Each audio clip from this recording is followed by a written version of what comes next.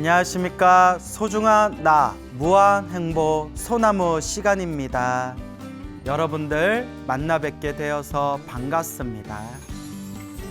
우리가 억겁의 윤회 속에 시작 없는 옛적부터 지금에 이르기까지 알고 지었건 모르고 지었건 탐욕과 성냄과 어리석음에 물들어서 몸과 말과 생각으로 지은 이 업보가 얼마나 많겠습니까, 여러분?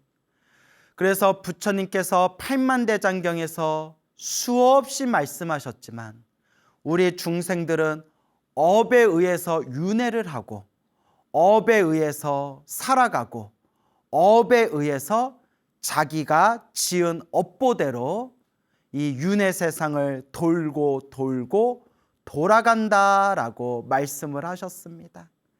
그래서 제가 소나무를 통해서 여러분들께 늘 말씀을 드리지만 행복도 불행도 내가 지은 업의 인연이다. 좋은 일도 나쁜 일도 내가 지은 업의 인연이다. 좋은 인연도 나쁜 인연도 다 내가 지은 업의 인연이다라고 항상 말씀을 드립니다. 이것은 팔만대장경에 나오는 부처님이 직접 우리 중생들에게 간곡하게 일러주신 말씀입니다. 그래서 부처님께서 항상 복을 지어라, 선업을 쌓아라, 공덕을 닦아라 말씀하셨고, 궁극적으로는 지혜와 깨달음을 얻어서 생사윤회를 벗어나라. 생사윤회를 벗어나고 혼자서만 벗어나지 말고 모든 중생들을 구제하여 모든 중생 다 함께 깨달음을 얻어야 한다라고 부처님께서 누누이 말씀하셨습니다. 그래서 우리 불자들은 항상 복을 짓고 선업을 쌓고 공덕을 닦고자 마음으로 발언하고 되새기면서 수행하고 정진해 나아가야 할 것입니다. 서가모니 부처님 당시의 일입니다. 2600여 전 서가모니 부처님께서 중생들에게 널리 법을 펼치고 있었던 그 시절에 어느 한 성에 돈이 많은 큰 부자가 살고 있었다고 합니다. 이 돈 많은 부자가 어느 여인을 만나서 결혼을 하고 10달이 지나서 아들을 낳게 되었다고 합니다. 응애 하고 이제 아들을 낳았는데 그 아이가 엄마 뱃속에서 태어나는 순간 자기 과거 전생을 다 기억하고 있었다고 합니다. 자신의 전생을 다 기억한 상태에서 응애 하고 이번 생에 태어났는데 이 아이가 태어나자마자 말을 하더랍니다. 아, 생사가 괴롭구나. 생사가 괴롭구나. 생사, 삶과 죽음.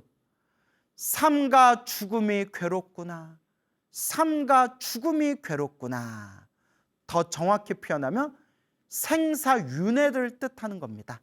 태어나고 죽고 태어나고 죽고 수레바퀴처럼 태어나고 죽음을 반복하고 있는 이 생사윤회, 태어나고 죽음의 윤회가 괴롭구나, 생사가 괴롭구나 하고 이 갓난아기가 생사가 괴롭다 하고 외치더랍니다. 부모님이 깜짝 놀래가지고 그 아이의 이름을 생사고라고 지어졌다고 합니다. 생사고, 뭐 살아도 고, 죽어도 고 이런 뜻이 아니라 생사, 삶과 죽음이 괴로움이다, 괴로울 고, 삶과 죽음이 괴로움이다 라고 생사고라고 아이의 이름을 지어줬다고 합니다. 아이가 무럭무럭 자라면서 항상 입버릇처럼 생사가 괴롭구나, 생사가 괴롭구나 그렇게 생사가 고통스럽다, 생사가 괴롭다 하면서 이렇게 입버릇처럼 말을 하고 다녔다고 합니다. 하지만 말은 생사가 괴롭구나라고 말하면서 다니면서도 부모님께 효도하고 스승님께 공경하고 윗 어른들께 아주 공손하게 대하고, 그리고 어렸을 때부터 절대 남 욕을 하질 않았다고 합니다. 남 욕을 하질 않았다고 합니다. 그렇게 생사고라는 아이가 자라고 자라서 그렇게 착하게 무럭무럭 자라서 어느 날 친구들과 함께 소풍을 나갔다고 합니다. 이제 다 큰 청년이 된 이 생사고라는 청년이 소풍을 가서 어느 숲속에 들어갔는데, 때마침 숲속에 그 나무 아래 고요히 앉아서 깊은 선정산매에 들어가 계시는 거룩하신 석가모니 부처님을 친견하게 됩니다. 석가모니 부처님의 그 거룩한 상호, 그 거룩한 위엄이 가득한 몸에서 찬란한 100,000개의 태양이 떠오르는 것처럼 환한 광명이 뿜어져 나오는 것을 보고 이 생사고라는 청년이 마음에 엄청난 기쁨과 희열과 즐거움을 느끼게 됩니다. 그리고 부처님 발 아래 엎드려 예배를 드리고 부처님께 법문을 청합니다. 그때 부처님께서 생사고라는 청년에게 진리의 말씀을 설하시니, 그때 이 생사고 청년이 마음에 환한 깨달음을 얻게 됩니다. 집에 돌아가서 부모님께 간곡하게 청을 올립니다. 아버지, 어머니, 저는 서가모니 부처님의 발 아래 머리 깎고 출가하여 비구가 되고자 합니다. 비구 스님이 되고자 하옵니다. 저의 출가를 허락하여 주시옵소서. 너무나 이 아들을 사랑했던 부모님은 이 아들의 출가가 가슴이 아팠지만 아들이 원하는 길을 가기를 바라는 마음에서 아들의 행복을 위해서 출가를 허락해 주게 됩니다. 그렇게 출가하기 위해서 서가모니 부처님이 계신 사원으로 향하던 이 생사고는 저 사원에서 가만히 앉아서 부처님께서 저 생사고가 출가하기 위해서 사원 안으로 들어오는 것을 부처님께서 딱 보시고는 부처님께서 한마디를 딱 던지십니다. 잘 왔도다 비구여, 잘 왔노라 비구여 하는 순간 이 생사고의 머리카락이 우수수수 떨어지고 삭발한 머리가 되었고, 입고 있는 옷은 뿅 하고 이제 스님들이 입는 가사로 변하게 됩니다. 부처님께서 잘 왔노라 비구여라는 그 한마디 그 말씀에 저절로 머리카락이 떨어져서 삭발을 한 머리가 되었고, 입고 있는 옷은 저절로 뿅 하고 가사 승복으로 변하게 됩니다. 이렇게 삭발하고 가사를 입은 비구 스님이 된 이 생사고 비구 스님은 부처님께 귀의하여 부처님의 가르침을 받들어서 수행을 하다가 아주 짧은 시간에 모든 번뇌와 욕망이 사라진 거룩한 성자 아라한이 됩니다. 거룩한 성자 아라한이 됩니다. 그때 수많은 스님들과 불자들이 어느 날 서가모니 부처님께 여쭈어 봅니다. 부처님, 질문이 있습니다. 저 생사고 비구 스님은 과거 전생에 어떤 업의 인연이 있었기에 이번 생 갓난아이로 태어났을 때 딱 첫 마디가 생사가 괴롭다, 삶과 죽음이 괴롭구나 라고 외쳤으며, 또 어떤 인연이 있었기에 서가모니 부처님을 만나 뵙고 머리 깎고 출가해서 이렇게 짧은 시간에 번뇌와 욕망이 사라진 거룩한 성자 아라한이 된 것입니까? 라고 부처님께 질문을 드립니다. 그때 부처님께서 말씀하십니다. 그대들이여, 이 모든 것이 다 자기가 지은 업의 인연이니라. 저 생사고 비구의 전생 인연 이야기를 들려줄 터이니 그대들은 자세히 듣도록 하여라. 부처님께서 이와 같이 말씀하십니다. 머나먼 과거 전생에 가섭 부처님이 세상에 출현했을 때, 가섭 부처님, 이 가섭 부처님이 세상에 출현했을 때 어느 한 명의 사미스님이 있었다. 사미스님, 사미승.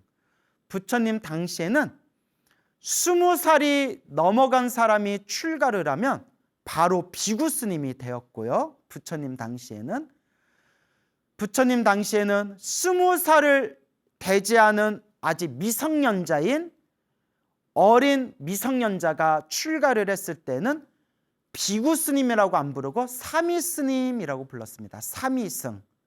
그래서 사미승으로 이제 출가 생활을 하다가 20살이 되면 이제 스승의 허락을 받고 계율을, 구족계라는 계율을 받아서 250개, 그래서 비구 250개, 다른 말로 구족계라는 것을 받고 이제 사미스님이 이제 비구스님이 되는 겁니다.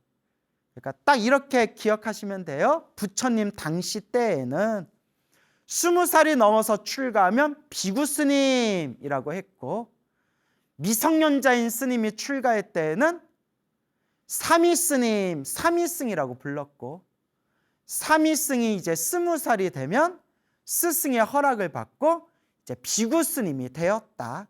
뭐 그냥 요 정도로만 기억해 두시면 될 것 같아요.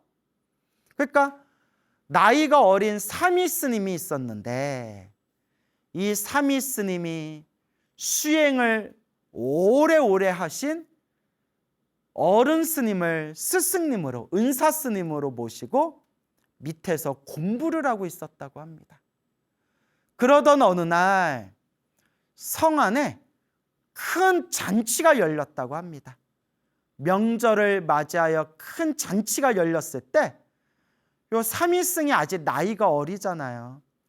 그러니까 먹고 싶은 것도 얼마나 많았겠어요.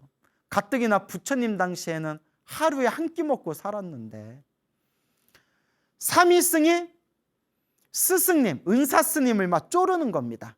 스승님, 지금 성 안에 명절을 맞이하여 큰 잔치가 생겼으니 지금 빨리 가서 탁발을 하면 맛있는 음식을 많이 얻어올 수가 있을 겁니다. 어서 우리 빨리 성에 가서 탁발해요, 이러는 거예요. 그러면 이제 우리 같으면 아유, 요놈의 자식, 나이가 어려가지고 또 맛있는 거 먹고 싶어서 잔치가 열린 날 빨리 내려가서 탁발하자고 하는구나. 아유, 요놈의 자식, 나이가 어리니까 식욕이 참 많구나, 뭐 이러면서 뭐 그러자 야, 뭐 이럴 수도 있는데, 그 은사 스님은 되게 고지식하셨던 분이었나 봐요. 제자야, 어린 제자야, 아직도 탁발하려면 시간이 좀 남았는데 뭘 벌써 가느냐, 거 앉아서 참선 좀 하고 수행 좀 하고 있어라. 그 어른 스님이 좀 고지식했나 봐요. 그래서 이 어린 사미승이 3번 4번 쫄랐대요. 스승님 탁발 가요. 아 스승님 지금 탁발 가야 맛있는 걸 더 많이 얻어올 거 아니에요. 그럼 우리 같으면 아우 요놈의 자식 아유 아주 그냥 야 가자 가 막 이럴 법도 한데 아니다 아직 시간이 남았다. 거 앉아서 참선을 해라. 아니다 아직 시간이 남았다. 공부 좀 해라. 막 이랬대요. 그러면 요 삼위승도 아유 우리 스승님이 고지식하셔서 그냥 그런가 보다 아우 참 인생사 우울하구나 뭐 이렇게 그냥 좀 기다리면 될 걸 가지고 요놈의 삼위승에 악한 마음이 생긴 거예요. 악한 마음. 그러니까 어리니까 뭐 그럴 수도 있겠죠. 또 우리가 중생이잖아요. 마음에 악한 마음이 생기면서 입으로 구업을 지었어요. 입으로 악독한 말을 내뱉으면서 스승님을 향해서 이제 앞에서 대놓고는 말 못하고 뒤에서 얘기했겠죠. 뒤에서 스승님을 향해서 아유 저 스님은 저 할아버지는 빨리 죽기나 하지 죽지는 않고 뭘 저렇게 오래 사나 하고 악독한 말을 내뱉게 되었답니다. 아이고 그래도 스승님한테 아유 저놈의 늙은이 빨리 죽지 뭘 저렇게 오래 사나 아유 또 스승님한테 그런 말 함부로 하면 안 되죠. 근데 그 삼위승도 어린 마음에 그렇게 악한 말을 툭 내뱉었나 봐요. 아유 저 은사 스님 저 빨리 죽어버리지 뭘 저렇게 오래 사나 라고 악독한 말을 딱 구업을 입으로 지은 구업을 딱 내뱉고 시간이 돼서 성에 가서 딱 탁발을 받아가지고 돌아오는데 너무나 마음에 막 죄책감이 든 거예요. 아 내가 스승님한테 그런 말을 하다니 내가 스승님한테 그런 마음을 일으키다니 내가 나쁜 놈이구나 그게 애가 심성이 크게 나쁜 애는 아닌데 너무 화딱지가 나서 그랬나 봐요. 그래서 절로 들어와서 스승님께 찾아가서 은사 스님께 참회를 드렸대요. 스님 제가 입으로 나쁜 업을 지었습니다. 스님 참회드립니다. 라고 은사 스님께 참회를 드렸던 그 삼위 스님이 세월이 흘러 목숨이 다한 뒤에 지옥에 떨어졌다고 합니다. 지옥에 떨어졌대요. 지옥에. 그 수행을 많이 하신 큰 스님, 은사 스님에게 아우 빨리 죽어버리지 뭘 저렇게 오래 사나 하고 악독한 말을 내뱉은 그 업보에 의해서 지옥에 떨어져서 아주 오랫동안 고통을 받게 되었다고 합니다. 그때 지옥에서 고통을 받았던 그 삼위승이 지옥의 업보를 다한 뒤에 이 석가모니 부처님 시대 때 다시 사람으로 태어나게 되었는데 다시 사람으로 태어날 때 자기가 전생에 지었던 업보로 지옥에서 고통을 당했던 자기의 전생 일을 떠올리고 기억하면서 아, 생사가 괴롭구나. 생사윤회가 괴롭구나 라고 그와 같이 외쳤던 것이니라. 그것이 생사고 비구 스님의 과거 전생이었고 그리고 비록 지옥에 떨어지는 입으로 나쁜 업보를 지었기는 했지만 그 가섭부처님 시대 때 머리 깎고 출가해서 수행을 했던 공덕의 힘이 있었기 때문에 이번 생에 석가모니 부처님을 만나서 짧은 시간 안에 아라한 생사윤회에서 벗어난 거룩한 성자 아라한이 될 수 있었던 것이니라 라고 부처님께서 말씀하셨습니다. 여러분, 우리 중생이 짓는 업보가 이렇게 무섭습니다. 사람들은 인생을 살아가면서 힘들고 괴로울 때 내가 왜 이렇게 힘들게 살아갈까? 내가 왜 이렇게 괴롭게 살아갈까? 나는 왜 이렇게 일이 풀리지를 않을까? 왜 이렇게 인생 살아가는 게 힘들고 괴로운 것일까? 라고 인생을 탓하고 세상을 탓하고 사람들을 탓하지만 우리 부처님 가르침을 공부한 진정한 불자라면 마음으로 늘 되새겨야 됩니다. 좋은 일도 나쁜 일도 행복도 불행도 다 내가 지은 업의 인연이구나. 내가 과거 전생 알고 지었건 모르고 지었건 내가 지은 그 나쁜 업보를 이번 생 참회하고 업장소멸하면서 살아가야겠구나. 항상 틈틈이 좋은 업을 짓고 선업을 짓고 공덕을 닦아야 되겠구나라는 것을 명심해야 됩니다. 여러분, 우리 절에 다니는 우리 불자님들 중에서도 정말 훌륭하고 좋은 분들도 있지만 절에 오래오래 다녔다는 불자들 중에서도 막 말을 함부로 하고 막 사람들한테 함부로 대하고 절에 다니는 사람들끼리도 말을 막 함부로 하고 그런 사람들이 의외로 많습니다. 그 업을 어찌할 겁니까? 그 업을 어찌할 겁니까? 우리가 이번 생 사람으로 태어나 부처님 법을 만나서 이번 생 부처님 법을 잘 닦아서 우리가 공덕을 성취해야지.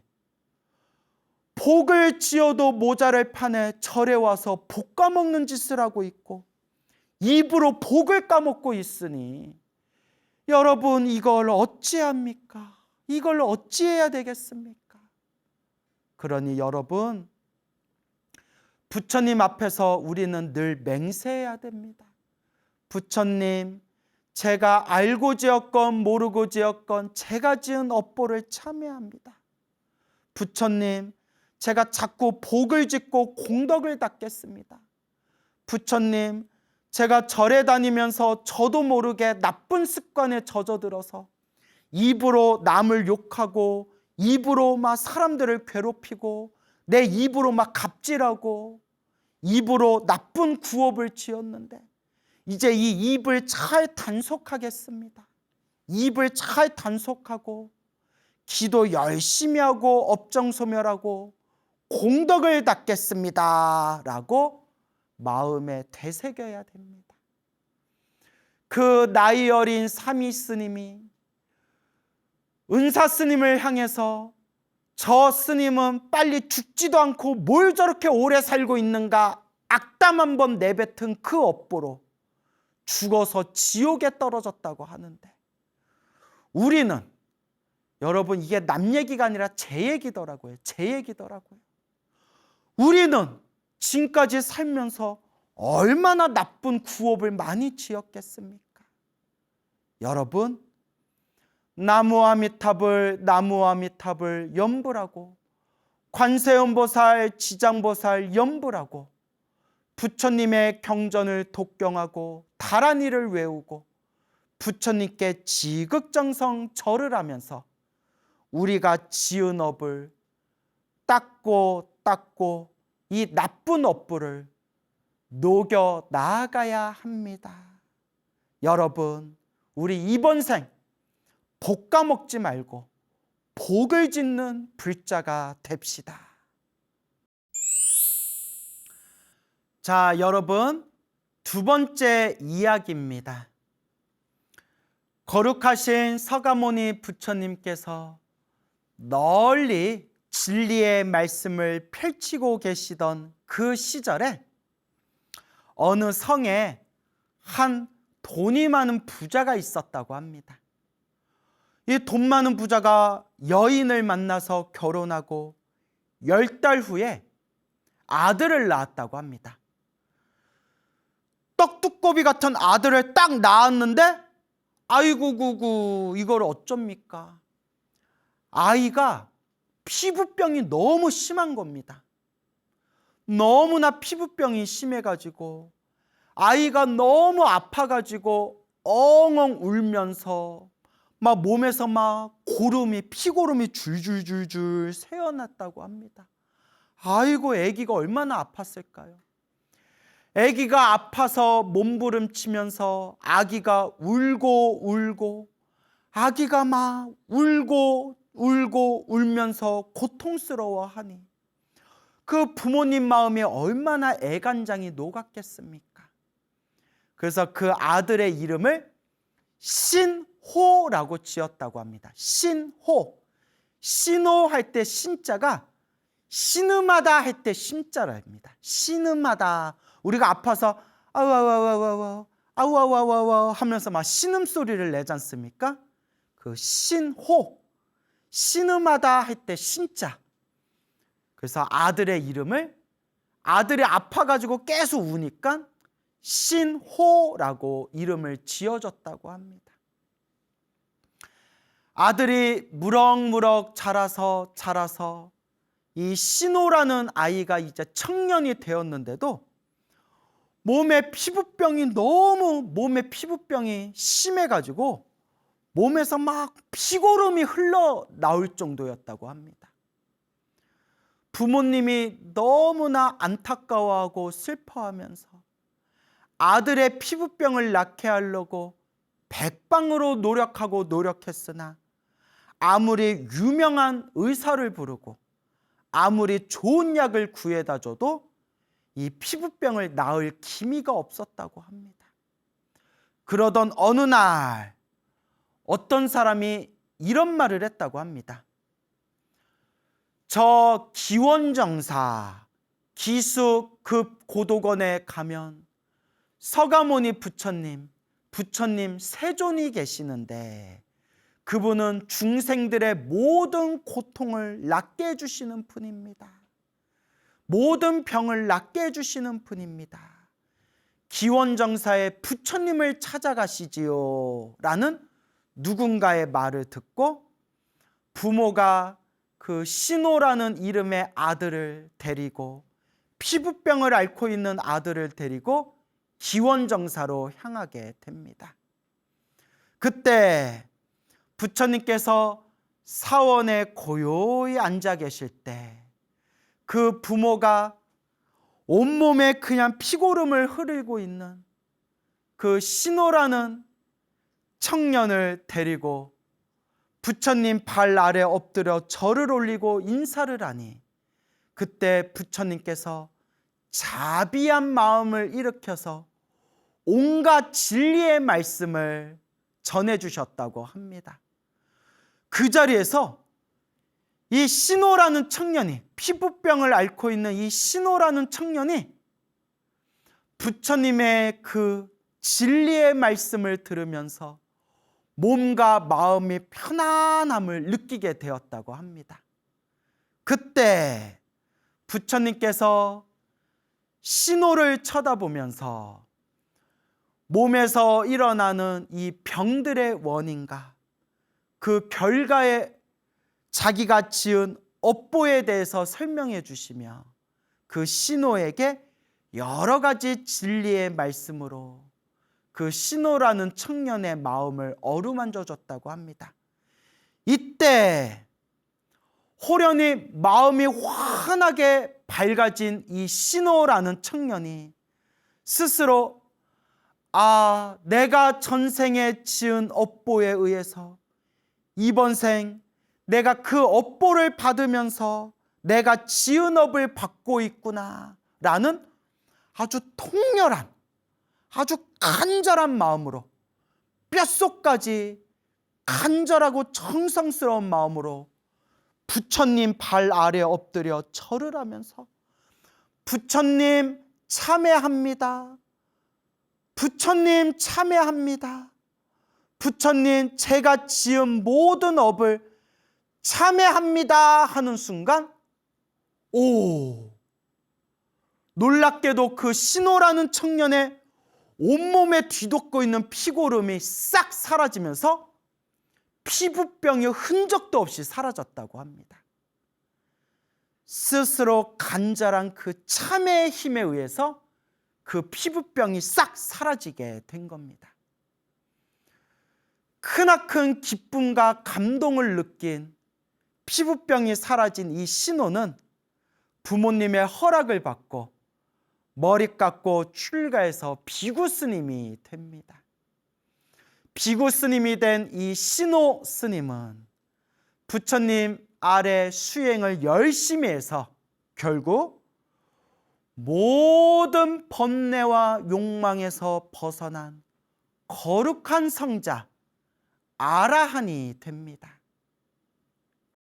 그때 수많은 비구 스님과 불자들이 서가모니 부처님께 여쭈어 봅니다. 부처님, 저 신호 아라한 비구는 전생에 어떤 인연이 있었기에 이번 생 저렇게 태어날 때부터 지독한 피부병으로 고생하다가 부처님을 만나 그 피부병이 흔적도 없이 다 사라지고 어떻게 저렇게 짧은 시간 안에 수행을 해서 아라한이 될 수 있었던 것입니까? 그때 부처님께서 이와 같이 말씀하십니다.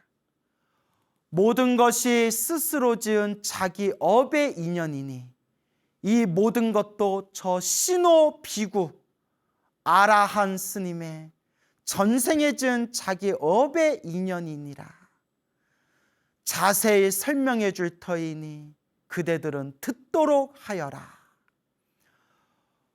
머나먼 과거 전생의 한 나라에 2명의 남자가 있었는데 이 2명의 남자가 서로 라이벌 관계였다고 합니다.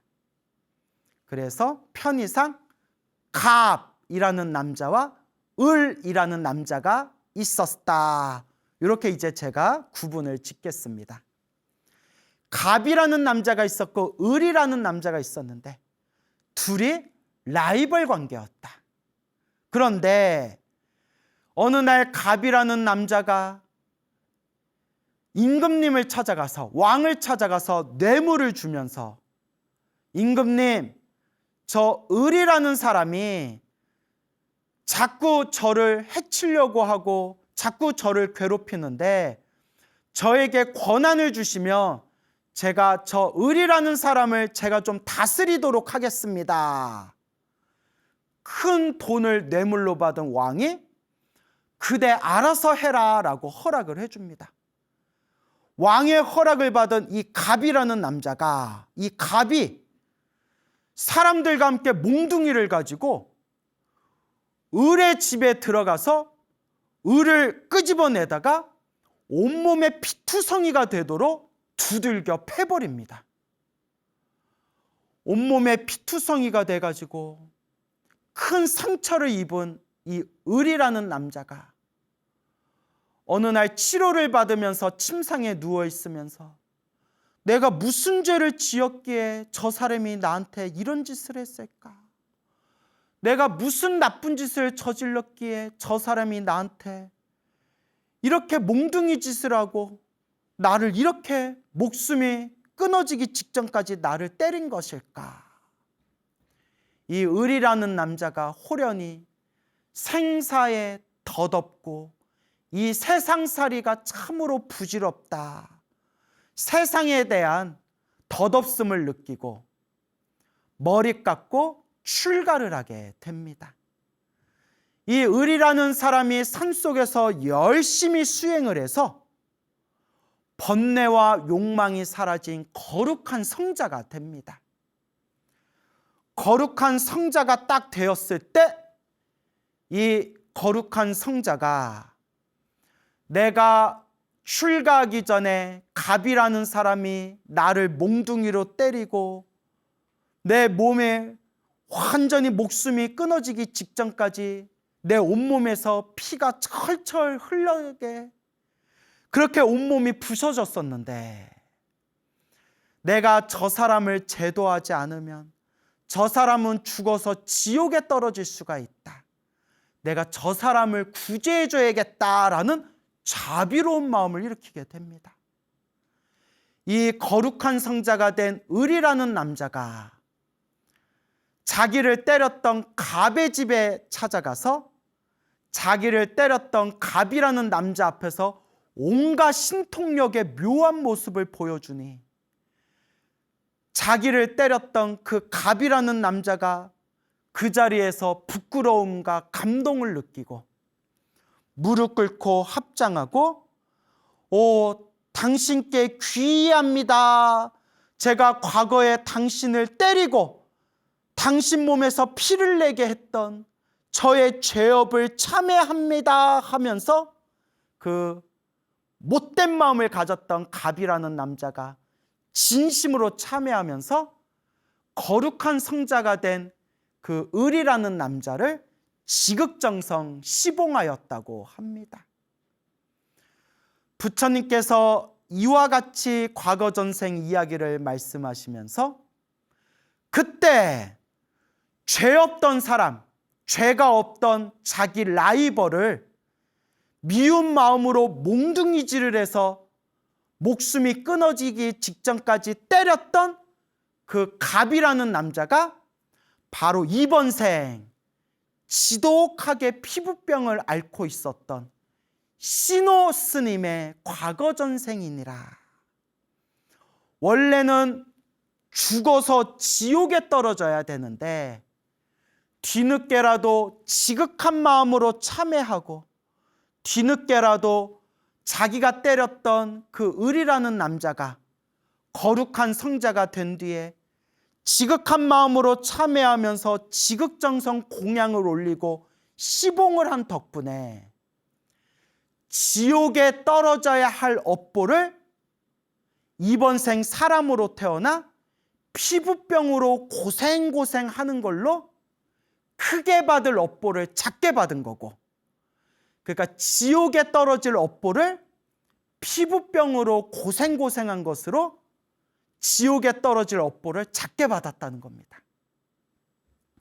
지옥에 떨어져야 할 업보를 피부병 걸린 걸로 작게 그 업을 받고 지극정성 거룩한 성자를 시봉하고 공양 올리고 진심으로 참회한 그 공덕의 힘으로 이번 생 석가모니 부처님을 만나 석가모니 부처님의 진리의 말씀을 듣고 마음에 환한 깨달음의 마음을 가지면서 부처님께 참회한 그 공덕으로 피부병이 흔적도 없이 사라지게 되었고 머리 깎고 출가해서 이렇게 짧은 순간에 아라한이 될 수 있었던 것이니라 라고 부처님께서 태어날 때부터 피부병이 심했던, 하지만 그 모든 병이 싹 사라지고 결국은 거룩한 성자 아라한이 된 신호 비구 스님의 과거 전생 이야기를 들려주셨습니다. 여러분, 이렇게 업이 무섭습니다. 이렇게 업이 무섭습니다. 우리가 지난 과거 전생에서부터 지금 이 순간에 이르기까지 몸으로, 입으로, 생각으로 얼마나 많은 업을 지으면서 살아왔겠습니까? 근데 우리에겐 희망이 있습니다. 그게 무엇이냐? 우리 신호 비구 스님처럼, 그 앞에 생사고 비구 스님처럼 부처님께 간절한 마음으로 참회하고 참회하면서 업장소멸하고 업장소멸하면서 복을 짓고 선업을 짓고 공덕을 짓는다면 크게 받을 업보를 작게 받고 작게 받을 업보를 결국은 소멸할 수가 있을 겁니다. 부처님께서 말씀하시기를 간절한 마음에 지극정성 기도 올리고 참회를 하는 그 마음은 세상의 그 어떤 두꺼운 업보도 반드시 녹일 수 있다라고 말씀하셨습니다. 그러니 여러분, 항상 좋은 마음으로 선업을 지으면서 살아가면서 항상 알고 지었건 모르고 지었건 내가 지은 업보를 늘 참회하고 부처님께 염불하면서 이 마음 공부를 이 마음자리를 잘 닦아나가야 할 것입니다. 여러분, 행복해지고 싶습니까? 행복한 삶을 창조하고 싶습니까? 복을 지으십시오. 선업을 쌓으십시오. 공덕을 닦으십시오. 복과 선업과 공덕의 힘이 여러분들을 진정한 행복의 길로 이끌어 줄 것입니다. 여러분, 성불하세요.